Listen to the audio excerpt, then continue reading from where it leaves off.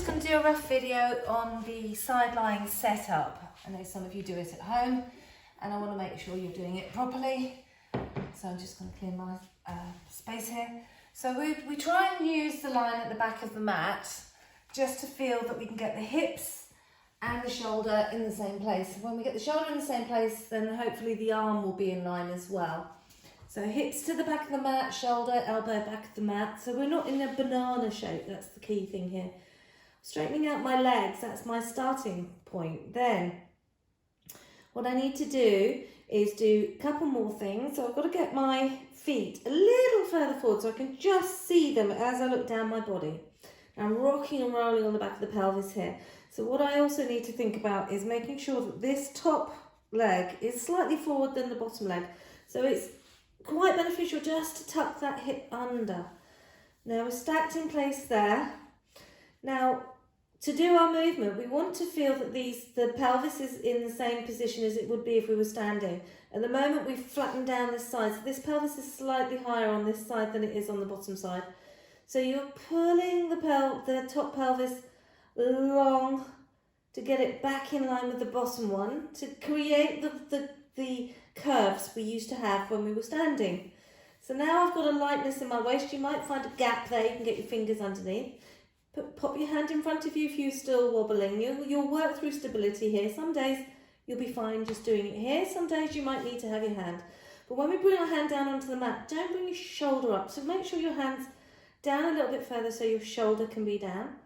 And then we feel that length coming through that leg. Now, as we make any movements, whatever the movement is here, what we're looking to do is not let the pelvis move. So if I lift my leg up so high, my pelvis will rock back into its original place. My waist will close down here. We don't want that to happen. So you've got to be aware, this is this mind-body connection that we talk about in Pilates. So that hips rolled forward, we lift up to a point where you feel that it's just going to give way and rock up that way. So you stop just before that happens and then you come down. So keeping that lovely connection with our abdominals. We're allowing that to lift up and down. Don't let the leg go backwards. Well, in fact, don't let it go forwards. If it goes backwards, it's not too much. But if it's going forward, you're working completely along the wrong muscle group. So as you bring the leg back down, just feel that it's coming back down in line with your other leg.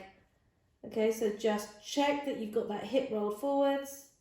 And then lift and lower. It's an exhale to lift, an inhale to lower. I've just got to get my shoulder away from my ear. That's roughly this sort of setup, and then you can do all sorts of other things. We can circle the other way, lots of other bits and pieces. And just release off, bend the knees, just allow everything to relax. So where we should feel it is in this muscle here. That's where we're looking to feel it. If you feel it channeling down there, it's not wrong.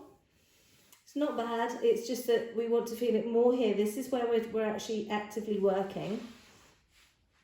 And if you're feeling it in your lower back, all that's happened is you might have got an extra arch in your back. And so you just think pubic bone coming forward slightly, and that will just stop that from working, getting that beautiful length in your lower back.